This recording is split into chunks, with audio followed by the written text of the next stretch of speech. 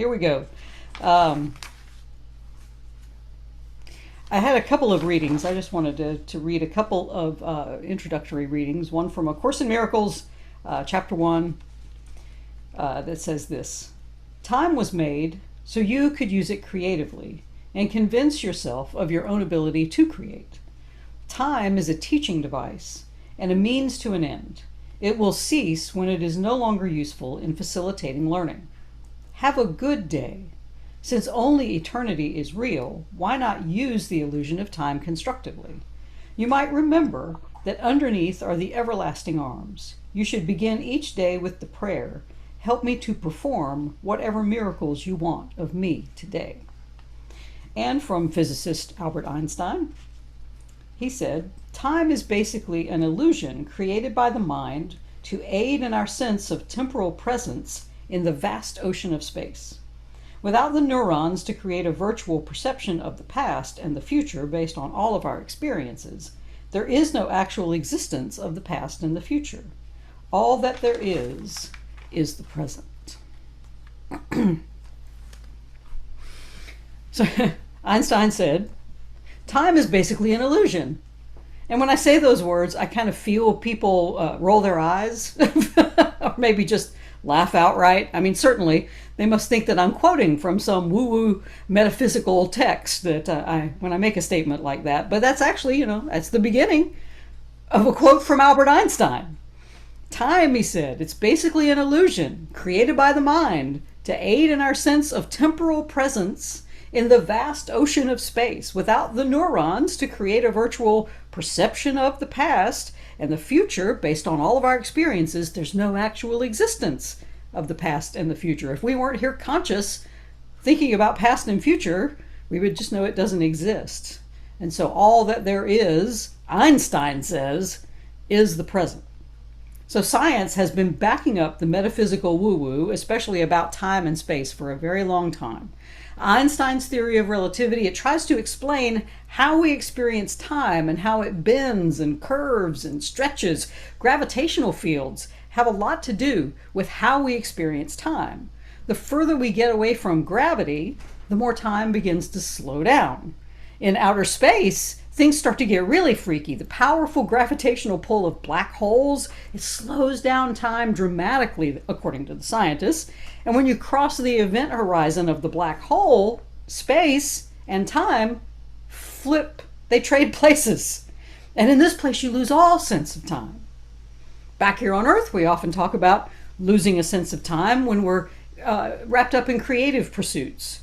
We achieve what we call that flow state. So time seems to move differently depending on what we're doing. If we're bored, time goes really slow. It just creeps by. If we have too much to do, apparently time speeds up. If we're really enjoying ourselves, time disappears completely and we realize that 2, 4, 6 hours, a whole day has passed us by. Time, for we humans on a schedule, can often feel oppressive even. We feel like we never have enough of it. I've been feeling this way a lot lately. The demands of my job have increased. It just leaves me feeling like I've got, just a very little time to do other important things like writing songs and sermons or articles or other things that bring me joy. So time can be frustrating in that way.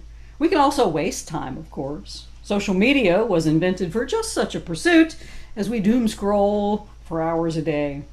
The truth about clock time, though, is this. Whatever time we spend, we don't get back. As finite beings, we only have a certain amount of time to use. And if we're not using it wisely, well, you don't get a do-over. This is why we need to bring our misuse of time out of the shadows by bringing the light of the right use of time into our minds. The ego, you see, it has a specific way that it looks at the use of time. It uses time, the ego, it uses time to create hell. It reminds us that we don't have a lot of time. It reminds us that we waste a good portion of our lives. It assures us that this is how it is and how it will always be. And so we look into the world of time and often we despair. We see a world of fear because we're afraid we might squander this lifetime, and the ego is out to make sure that we do.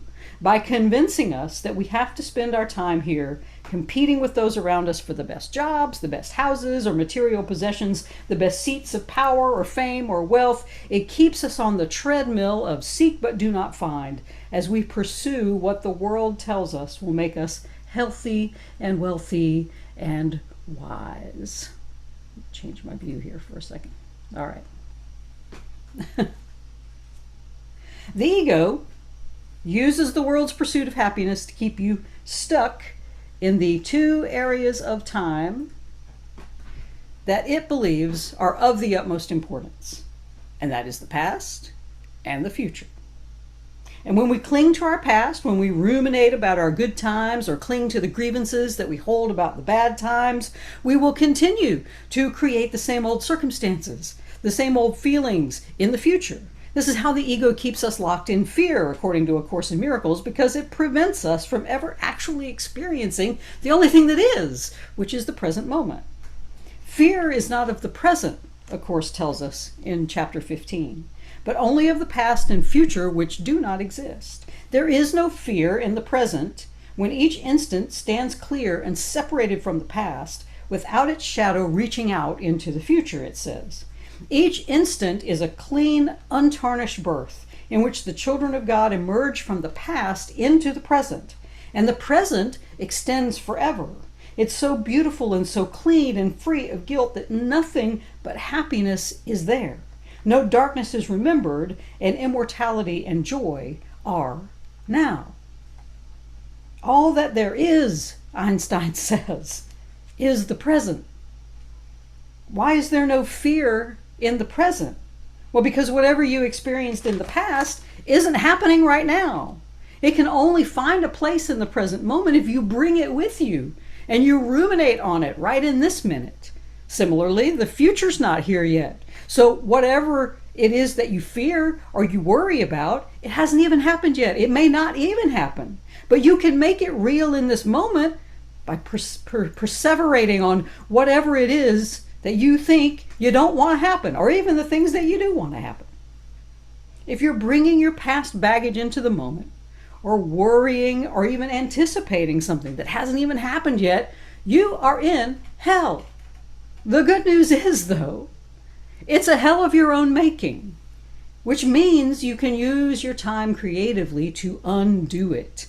You can bring heaven to this moment, and this moment only, by releasing the fear you experienced in the past and the fear or even the expectation that you expect to experience in the future. So what's the right use of time then? Well, to answer that, let's talk about a movie.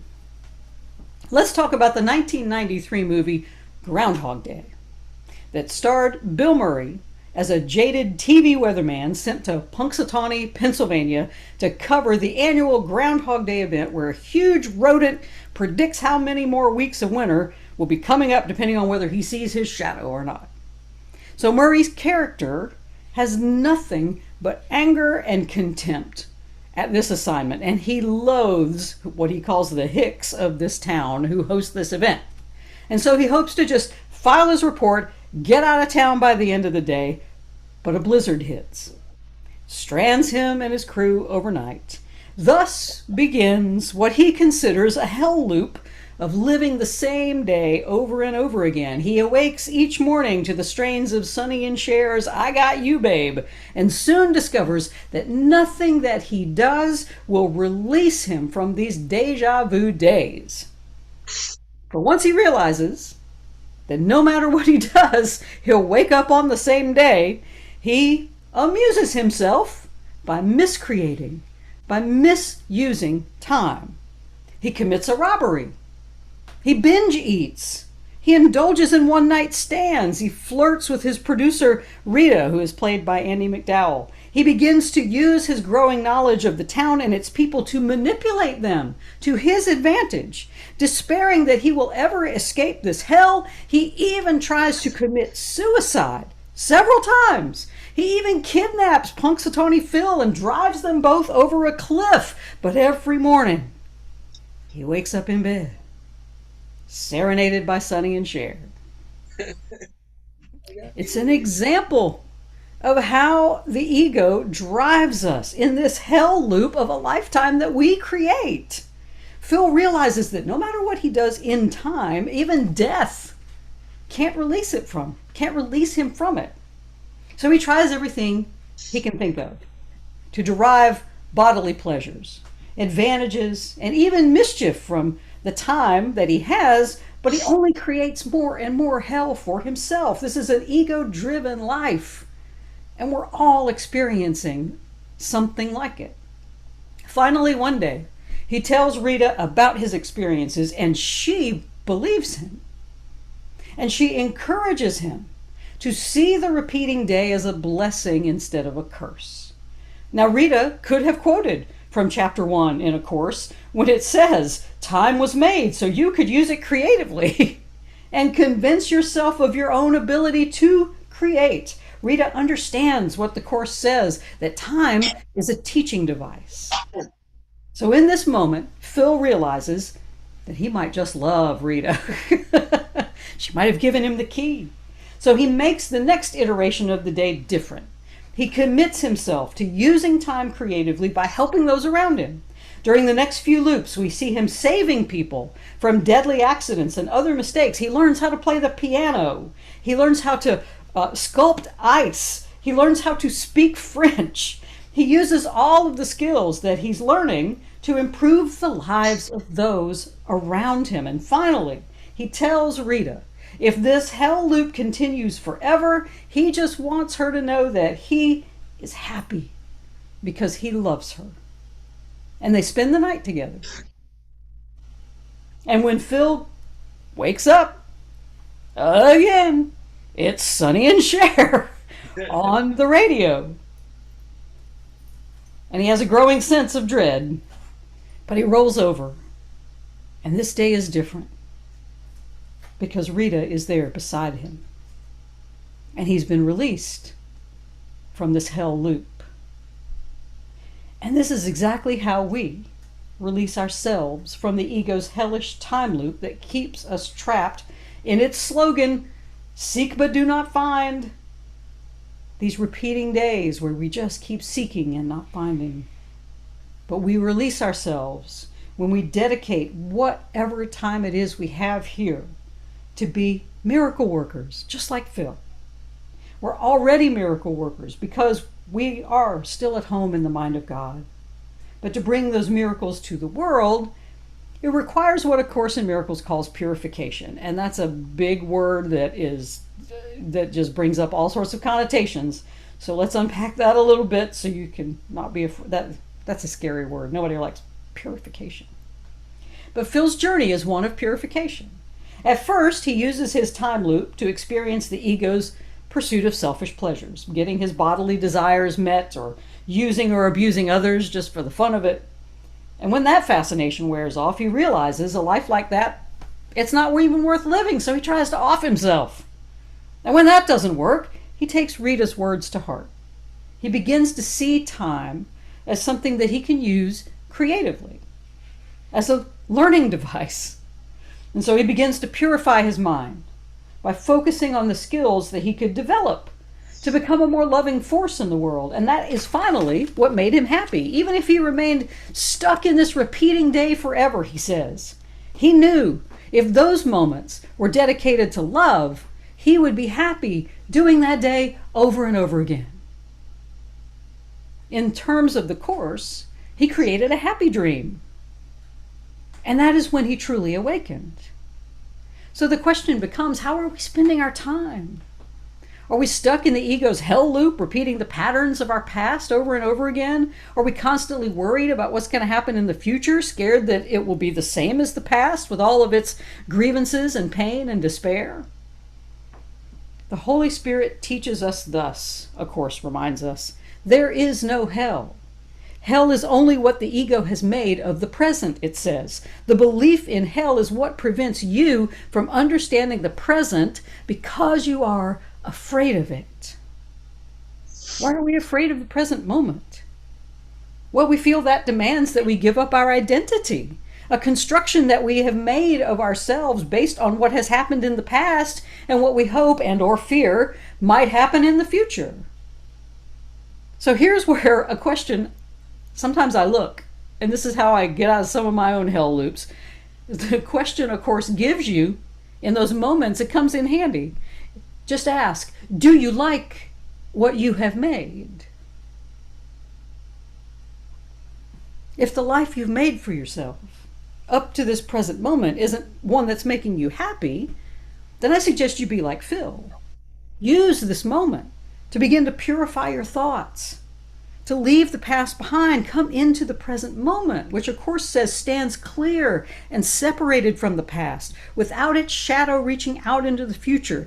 Each instant is a clean, untarnished birth in which the child of God emerges from the past into the present. And this present moment, it's always being reborn. And we refuse to celebrate whenever we're dragging the past into it. Because nothing from your past is happening right now. This moment, right now, it is a clean, untarnished birth that calls us to rejoice in the fact that right now offers us the chance to use our time creatively, to use it to grow in love instead of fear. So how do we do that? Well, we become mindful of how we spend our time. A Course offers a suggestion on how to have what it calls a good day. And this is the advice. You should begin each day with the prayer, help me to perform whatever miracles you want of me today. And what you may ask are the miracles that God would ask you to perform? Well, according to A Course in Miracles, a miracle is simply an expression of love. So the question to Spirit put simply is this: help me to express whatever forms of love you want of me today. These are the loving acts, the miracles that Phil performed when he finally began to use his time creatively. A few years ago, I developed a little 6-step method called Awaken, and it all stood for something. It helps us to sort of pinpoint where we are on our spiritual path and learn how to use time creatively to perform miracles or expressions of love. And these 6 steps are allowing, willingness, awareness, knowledge, embodiment, and finally, now. I'm going to outline it here, just using Phil and Groundhog Day as an example. So after he's tried all of his egoic ways of living that put him in hell so thoroughly that he wants to die, he allows himself to hear Rita's invitation to see the repeating days as a blessing instead of a curse. He's now given himself permission to use time rightly, to perform miracles through acts of love. Doing good deeds for just one cycle of his repeating day doesn't awaken him, so he moves to the next step, which is willingness. He's willing to keep trying to purify his intentions, to step out of the hell that he has made and bring heaven to this moment. And through that willingness, he then becomes aware of how he can do this. Instead of manipulating people or pursuing his own pleasure, he performs miracles. He puts the needs of others first. He saves them from peril. He learns skills that he can use to make loving connections with others. And then he enters a time of knowledge where he perfects those skills of loving and connection until he finally embodies them so thoroughly that when he uses them, he performs miracles through expressing that love. And his thoughts are now purified because he's embodying this function as a miracle worker in the world. And when this is accomplished, his hell loop dissolves and he finally becomes present in the now. From this place of now presence, Phil can move on to the next challenges of life, knowing that he has a choice over how he's going to use his time. Will he miscreate and live in hell, or will he use time creatively and perform miraculous expressions of love? This too is the choice before all of us. Are you still miscreating a hell for yourself and those around you by following the ego's fruitless seek but do not find command? Can you allow yourself to see the futility of the ego's plans for your life? Can you be willing to see time as a blessing and use it creatively and seek out practices and tools that you need to make those loving connections? And what practices can you become aware of that will assist you in that goal? What knowledge will you need to seek and acquire so you can embody who you truly are, that loving presence in this world? What can you do right now to fully awaken to the love that is contained in this moment so that you can break this loop and use time creatively. So here's an idea. Ask Spirit to help, because a Course says that the Holy Spirit will undo all of this, all your little hell loops and seeking and not finding, that the Spirit will undo it now. We are God's children, and as holy children, we have a birthright, and that is the ability to ask God to help purify our minds from fear and expect that the guidance we need will be given to us when we need it. So the question becomes, how do you want to use your time? Do you want to allow the ego to keep creating these hell loops? Or would you wish for Holy Spirit, who knows only the present, help you purify your mind from fearful thoughts of the past and future and bring you into a beautiful and clean present moment that really does extend forever, because it's all that there really is, according to Einstein anyway. And that moment, there's nothing but happiness. You don't have the past clouding you. You don't have the future. You're just here in this moment. Time is an illusion, Einstein says. All that there is the present.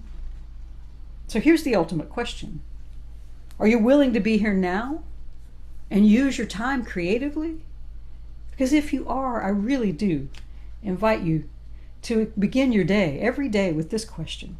Help me to express whatever forms of love you want of me today. And when you're constantly asking that question, you will finally begin to use your time creatively. Oh yeah.